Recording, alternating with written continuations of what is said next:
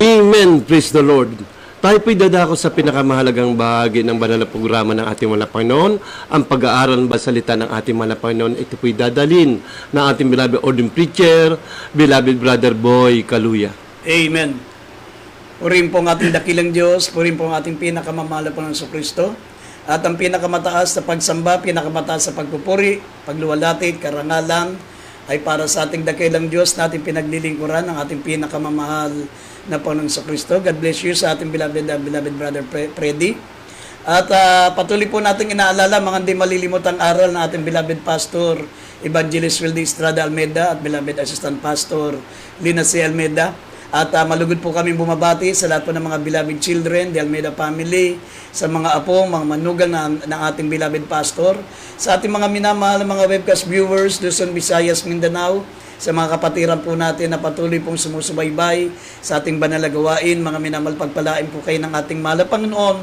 Hindi po kayo nanghihinawa na patuloy na subaybayan ang ating banal na gawain. At sa lahat po ng mga kapatiran natin maging nasa ibayong dagat, sa iba't ibang panig ng mundo, magandang gabi o magandang umaga dyan sa lugar nyo. At minsan pa, hiniling ko po, naman manalangin po muna tayo bago tayo dumako sa mga banal na salita ng ating dakilang Diyos. Hiniling ko makaisa po tayo sa panalangin. Opo, dakilat papagpala po naming Ama Diyos na makapangyarihan sa lahat.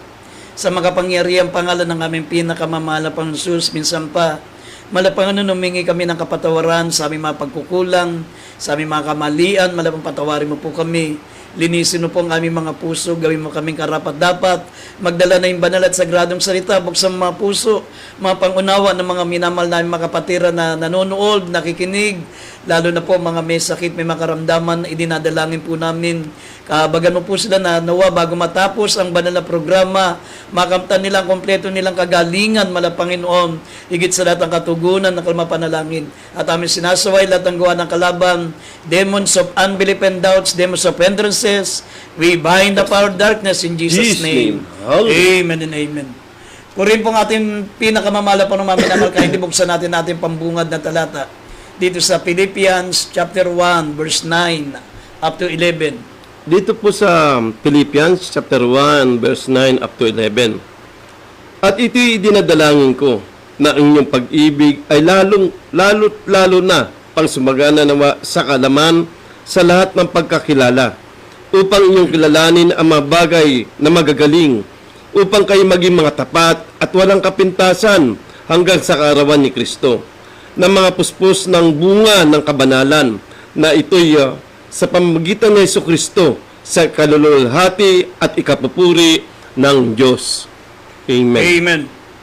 Maminamal ang ating pong paksa ay pamagatan po natin, the need to grow.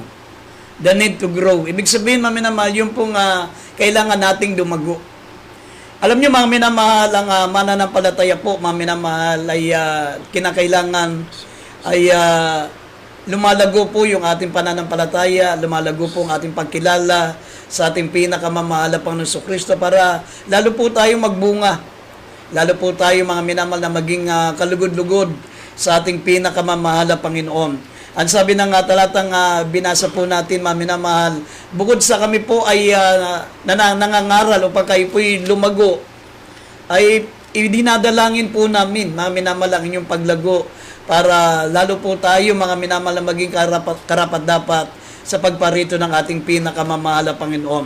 Ang sabi rito, ito'y idinadalangin ko na ang inyong pag-ibig ay lalo't-lalo pang sumagana nawa sa kaalaman sa lahat ng pagkakilala, upang inyong kilalanin mga bagay na magagaling, upang kayo maging mga tapat at walang kapintasan hanggang sa kaarawan ni Kristo, na mga puspos ng bunga ng kabanalan, na ito'y sa pamagitan ni Jesucristo sa ikalulati at ikapupuri ng Diyos. Kaya dito po, minamahal, nais ng ating pinakamamahal na Panginoon na hindi lamang po tayo naglilingkod, hindi lamang tayo nagmamatured, minamahal, kundi dapat ay magsipagbunga po tayo. Sabi nga ng 1 Timothy chapter 4 verse 15, sabi, magsipag ka sa mga bagay na ito, tumalaga kang lubos sa mga ito, upang ang iyong pagkasulong ay mahayag sa lahat. Upang ang ating pagkasulong, ibig sabihin yung pagiging mabunga, ay makita ng lahat. Minamahal, ang ating pong paglago, ang ating pagiging matatag sa pananampalataya. Dito po, in what areas in which we need to grow? Maminamahal, saang bagay ba tayo inuutusan ng ating pinakamamahalang Panginoon na magsilago? Unang-una, maminamahal, dapat magsilago po tayo sa pag-ibig. Sabi rito, we need to grow in love. Kasi maminamahal, kung hindi po tayo magiging malago sa pag-ibig, hindi po tayo magkakaroon, maminamahal, ng desire na makapagdala ng kaluluwa sa paanan ng mahal na Panginoon. Tandaan nyo po yan, maminamahal. Kapag hindi malago ang pag-ibig mo sa Diyos, wala kang pakialam sa mga taong mapapahamak. Maraming tao ngayon napapahamak, maminamahal, namamatay na lamang ng ganun-ganun lang. Katulad po ng nangyari dyan, maminamahal, sa Tacloban. Maminamahal, talagang nakalulungkot po na pangyayari na dahil lamang po sa mga tuksuan, ay dalawang estudyante po, maminamahal, ay namaril sa karamihan ng mga estudyante. At 3 po ang namatay. Yun po, maminamahal. Hindi mga minamahal, mangyayari ang mga bagay na ito kung ang lahat ng tao ay nakaririnig ng salita ng Diyos. At hindi mangyayari yan, maminamahal, kung ang mga mananampalataya, maminamahal, na naglilingkod sa Diyos, ay naipapalaganap nila ang mga banal na salita ng Diyos, maging sa kanilang mga pinapasukang eskwelahan, maging sa kanilang mga pinapasukang trabaho, maging sa lugar na kanilang napupuntahan, mga minamahal, dapat ang mga mananampalataya lagi pong hindi po, maminamahal, nakakalimot na ibahagi ang mga banal na salita ng ating mahal na Panginoon. Kasi dito po tayo lumalago sa pag-ibig. Ang sabi, we need to grow in love. Sabi ng 1 Thessalonians chapter 3 verse 12, kaya basahin po natin sandali, maminamahal, itong unang Thessalonica 3 talatang 12. Dito sa 1 Thessalonians chapter 3 verse 12. At kayo paluguin at pasaganain ng Panginoon sa pag-ibig sa isa't isa at sa lahat ng mga tao, nagaya naman ng amin sa inyo. Amen. At kayo'y palaguin at pasaganain ng Panginoon sa pag-ibig.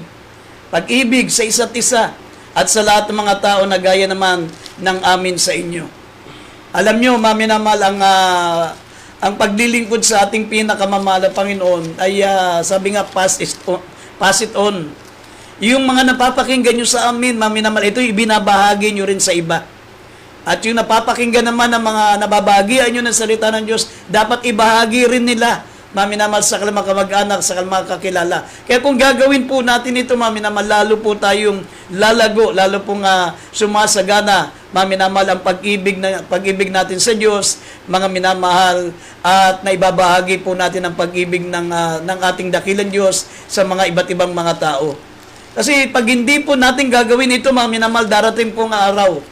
Sabi nga ng Mateo 24 talatang 12, dahil sa pagsagana ng katampalasanan, ang pag-ibig na marami ay lalamig. Pag hindi tayo kikilos, kung hindi natin ipapasa ang pag-ibig ng ating dakilang Diyos, mga minamahal, sabi ng Biblia, dahil sa pagsagana ng katampalasanan, ang pag-ibig na marami ay lalamig. Tignan nyo, mga minamahal, siyempre yung mga kamag-anak nitong mga binawian ng buhay, mga loved ones nila, gagantihan. Talagang lalamig ang kanyang pakikitungo, lalamig ang kanyang pag-ibig sa isa't isa. Talagang hindi yan hihintong at hindi nakakaganti, maminamahal. Talagang ang mangyayari niyan, gantihan na. Yun po, sabi nga, dahil sa pagsagana ng katampalasanan, ang pag-ibig na marami lalamig. Nga, ito po ang pumipigil, maminamahal, sa paglaganap ng pag-ibig ng ating dakilang Diyos. Yung tinatawag na gantihan.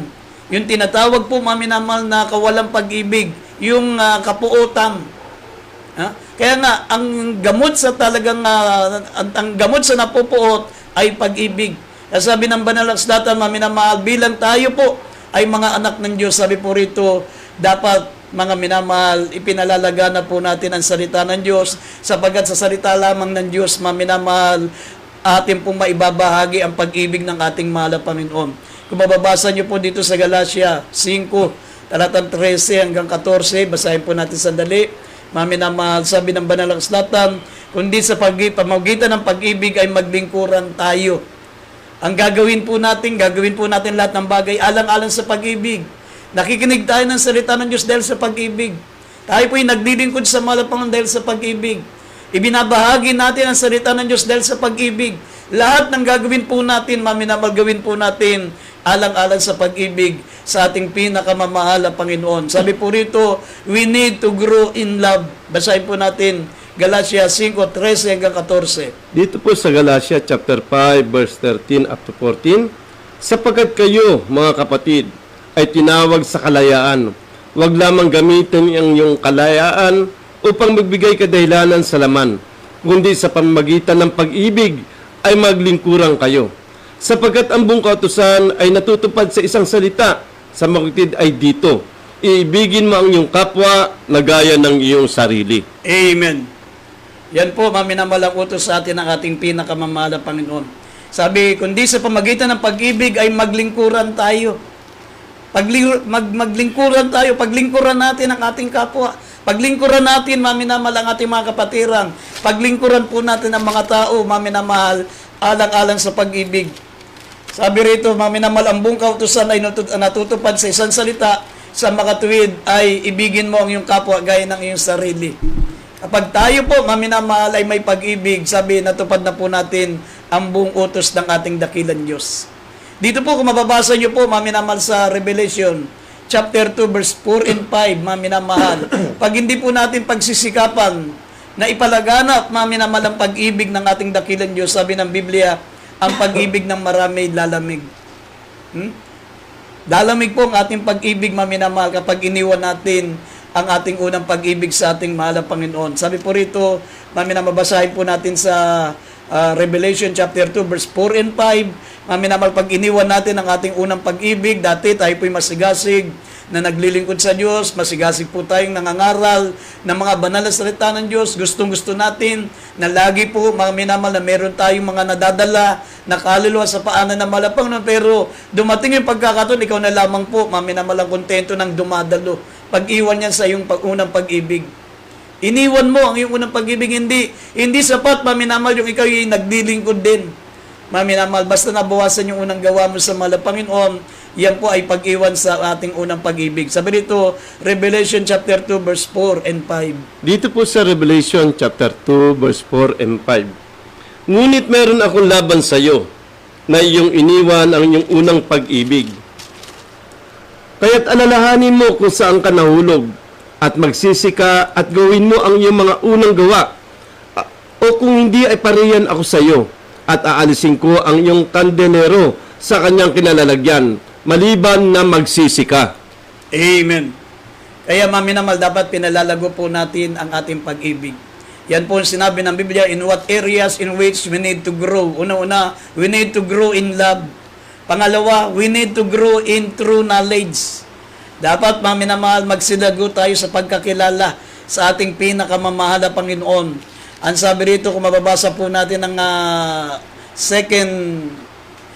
Peter chapter 3 verse 18, maminamahal, dapat magsilago tayo sa kaalaman patungkol sa ating dakilang Diyos. Sabi ng banal na kasulatan, maminamahal, na parang bata, maminamahal, katulad ng isang bata, gaya ng sanggol na bagong panganak, nasain natin ang gatas na walang daya na ukol sa Espiritu, upang sa pamagitan nito'y magsilago kayo sa ikaliligtas.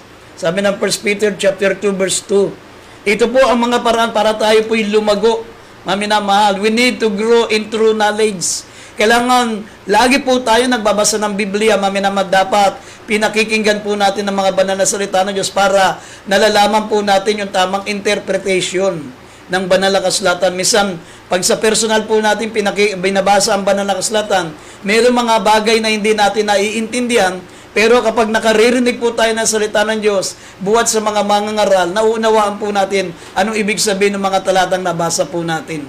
At sabi rito, maminamahal, magsilago tayo sa kaalaman. We need to grow more Christ. Sabi rito sa 2 Peter 3:18, basahin po natin. Dito sa 2 Peter chapter 3 verse 18, datapat magsilago kayo sa biyaya at sa pagkakilala sa ating Panginoon at tagapagligtas na si Jesucristo. Sumakanya nawa ang kaluwalhatian ngayon at magpakailanman siya nawa. Amen. Magsilago kayo sa biyaya sa pagkakilala sa ating mahal na Panginoon Jesucristo na ating tagapagligtas. Sumakanya nawa ang kaluwalhatian ngayon at magpakailanman. Ibig sabihin, inuutusan po tayo, mga minamahal, na magsilago tayo sa biyaya. sa pagkakilala sa ating pinakamamahal na Panginoon. Hindi lamang minamahal na nalaman natin siyang Diyos, hindi lamang na nakilala natin mga minamahal na ang Diyos ay Espiritu, hindi lamang minamahal na nalaman po natin ang mga miracles, ang mga healing, ang mga banal na kasulatan, mga minamahal na nalalaman po natin, hindi lamang doon, kundi dapat mga minamahal ay nagsisilago tayo. Lumalago ang ating biyaya, lumalago tayo sa biyaya, lumalago tayo sa kaalaman. Patuloy pong yumayabong ang ating pong nalalaman sa salita ng Diyos at kaya po nating ibahagi ang mga salita ng Diyos sa ating mga nakakausap, nakakakilala. Kaya pag ganun ang ginagawa po natin, sabi nga dito sa Psalms 119 verse 97 hanggang verse 100, naman mababasa po natin, mas nakahihigit po tayo sa ibang mga mananampalataya. Maging sabi, mas higit pa tayo sa mga mas matatanda pa kaysa sa atin. Sabi dito, minamahal, Psalms, basahin po natin, 119 verse 97 hanggang 100, kindly. Dito po sa awit, chapter 119, verse 97 up to 100. O gaanong iniibig ko ang iyong kautusan, siya kong gunita buong araw. Pinarunong ako kaysa aking makaaway ng iyong mga utos, sapagkat mga laging suma sa akin. Ako'y mahigit na unawa kaysa lahat ng tagapagturo sa akin, sapagkat ang iyong patotoo ay gunita ako. Ako'y nakakaunawa na higit kaysa may katandaan, sapagkat aking iningatan ang mga tuntunin mo. Amen. Amen. Yan po, minamahal, ang mga malalago sa kaalaman ng salita ng Diyos. Sabi, iniibig nila ang kanyang mga kautusan. Iniibig ng mga tao po, minamahal na malago ang pananampalataya, ang mga salita ng Diyos. Ang sabi, pinarunong ako kaysa sa aking mga kaaway ng iyong mga utos sapagat mga laging sumasa akin. Ako'y mahigit na unawa kaysa sa lahat ng mga tagapagturo sa akin, sapagat ang iyong mga patotoo ay gunita ko. Ako'y nakakaunawa ng higit kaysa sa may katandaan, sapagat aking iniingatan ng mga tuntunin mo. Yan po, mga minamahal, magiging resulta kapag mga minamahalin, minimiti po natin na pakinggan ang salita ng Diyos. Minimiti natin na lumago, mga minamahal, sa kaalaman patungkol sa ating pinakamamahal na Panginoon Kristo. Kasi ang dami kong nakikita mga mananampalataya. Mas aktibo sila, minamahal, sa isang bagay, sa ibang bagay. Aktibo sila sa pag-awit, aktibo sila, minamahal, sa pagbabahagi ng patotoo. Pero pag patungkol na sa salita ng Diyos, matamlay na sila. Wala na silang interest, minamahal. Nakikita ko, naghahanap na sila ng masasandalan para makatulog. Naghahanap na sila ng pupuntahan para makapagpalipas oras. Pagkatapos na ng salita ng Diyos, babalik sila sa mga pwesto. Ganun po ang mga nakikita ko sa mga ibang mga mananampalataya na ang mga ganun, mga minamahal, hindi lumalago ang kalang kaalaman. At pag dumating ang ating pinakamamahal na Panginoon, mga minamahal, yan po ang nakalulungkot sapagkat hindi nila alam kung anong gagawin nila pag dumating ang ating mahal na Panginoon. Hindi nila alam, mga minamahal, paano sila magiging handa. Kasi hindi sila nakikinig. Hindi tayo, mga minamahal, magiging karapat-dapat sa harapan ng Diyos hanggat hindi po natin pinakikinggan ang salita ng ating mahal na Panginoon. Kaya nga dito po sa Amos, kung idadagdag natin ng Amos, Kapitulo 8, talatang 11 hanggang 12, darating ang araw, ito pong salita ng Diyos na napapakinggan po natin, kung idadagdag po natin ito, mga minamahal, lahat ng mga salita ng Diyos na siyang ginagamit ng malapon para tayo maging malago, para tayo maging mabunga, para tayo po, mga minamahal, ay maging matatag sa pananampalataya. Balang araw, aalisin po ng Diyos yan. Darating ang araw, lalo na sa tinatawag po, mga minamahal, na the reign of Antichrist. The reign of Antichrist. Wala na po tayong mapapakinggan salita ng Diyos. Pupunta ka sa simbahan, mga minamahal, dati-rati na papapakinggan mo ang salita ng Diyos, hindi na salita ng Diyos ang mapapakinggan mo. Pupunta ka, minamahal, sa mga born again fellowship para makinig ng salita ng Diyos, pero hindi na po banal na salita ng Diyos ang mapapakinggan nyo.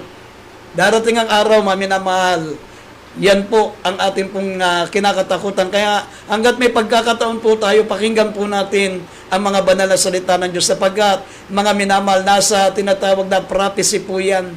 Sabi rito sa Amos 8:11 hanggang 12, yun dun sa mga mananampalataya na hindi binibigyan ng importansya ang pakikinig ng salita ng Diyos. Paborito nila yung bahagi ng pakikinig para matulog, para magkwentuhan. Yun ang bahagi na inaasahan nila kasi makakapagkwentuhan na sila.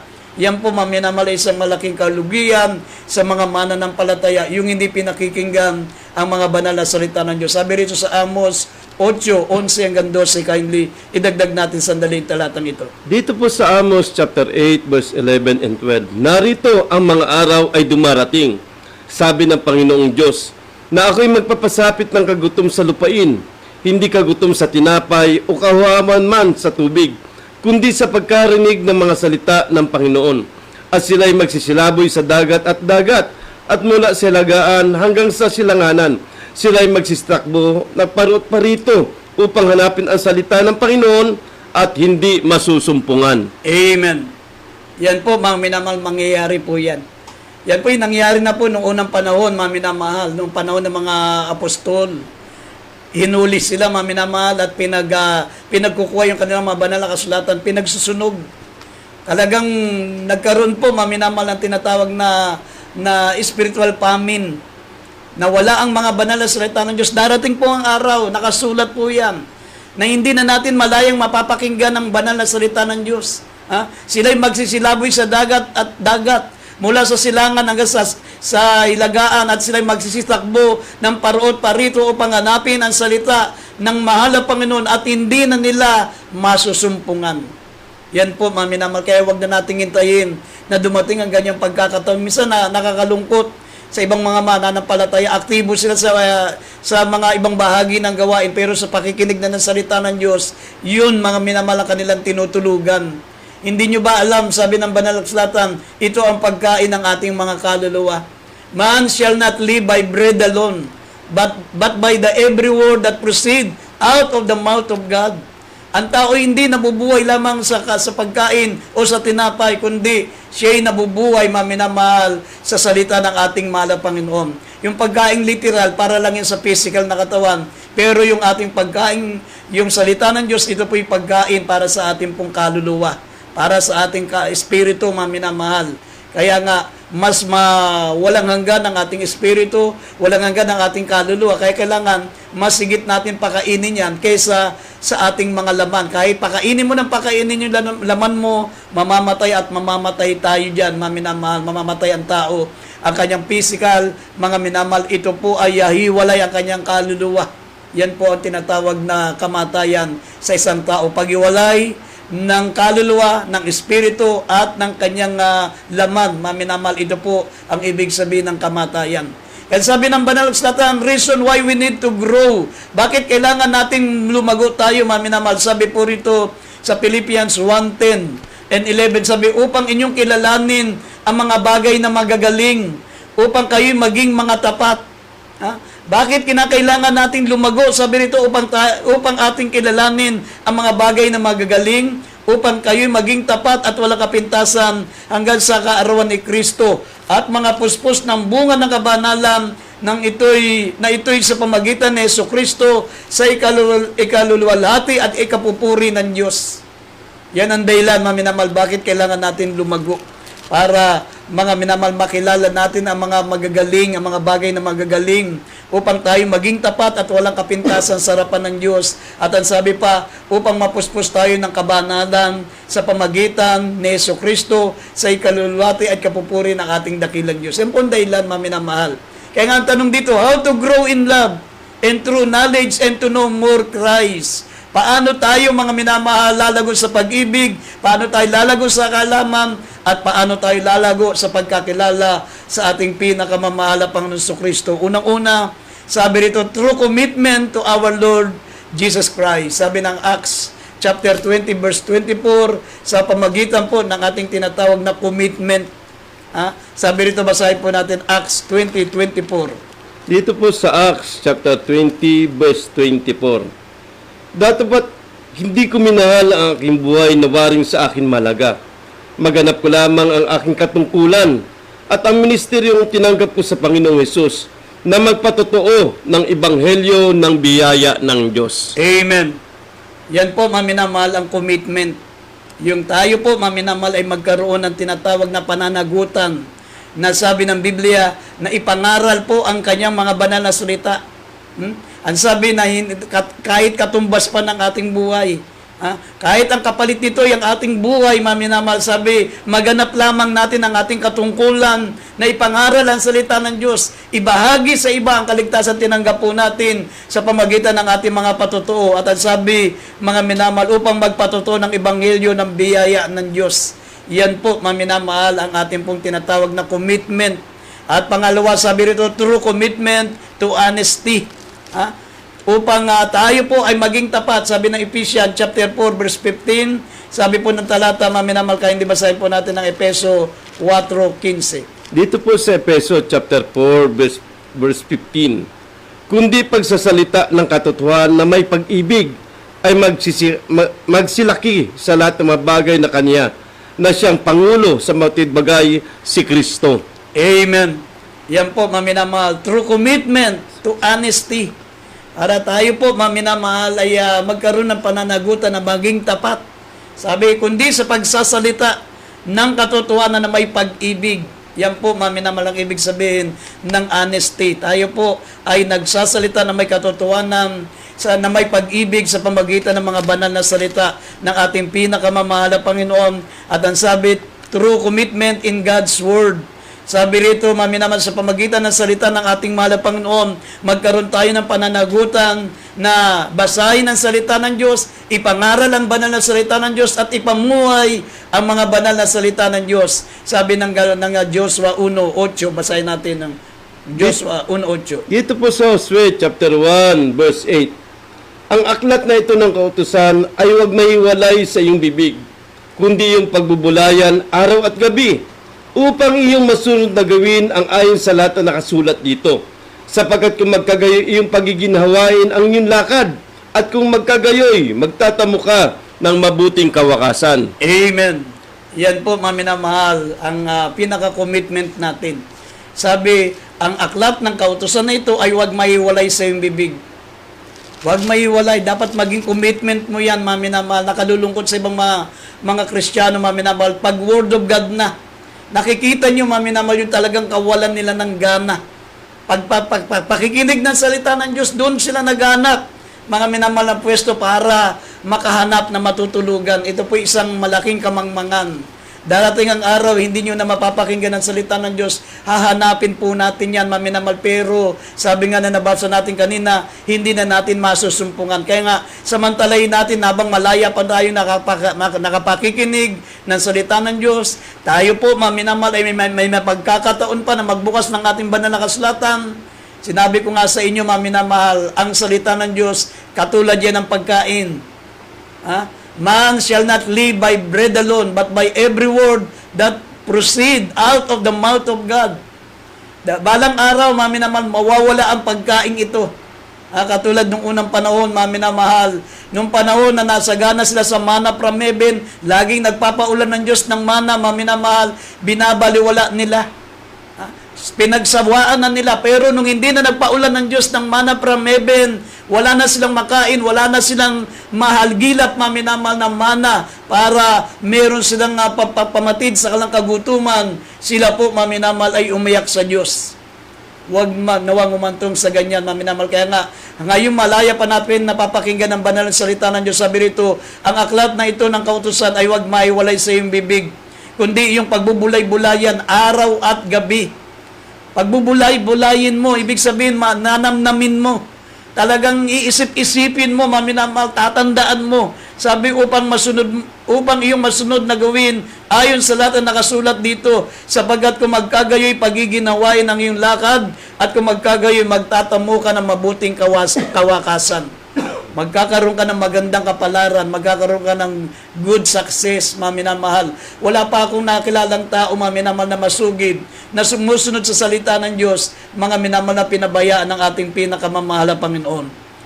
Dito sa huling talata, basahin natin 2 Peter 1:8 hanggang 10, maminamahal, kayo, hindi basahin natin huling talata. Dito po sa 2 Peter chapter 1 verse 8 up to 10, sapagkat kung nasa inyo ang mga bagay nito at sumasagana, ay hindi kayo pababayaan na maging mga tamad o walang bunga sa pagkakilala sa ating Panginoong Jesucristo. Sapagkat yung wala ng mga bagay ito ay bulag na ang nakikita lamang ay nasa malapit sa pagkalimot ng paglilinis ng kanyang dating mga kasalanan.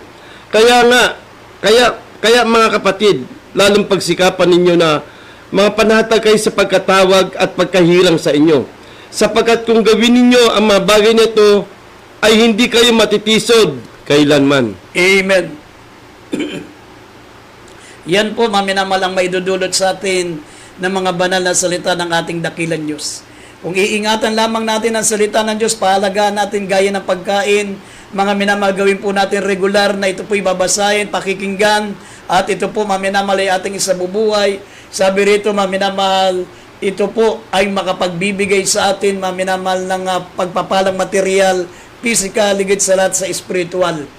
Sabi rito, sapagkat kung nasa inyo mga bagay na ito, kayo ay sasagana.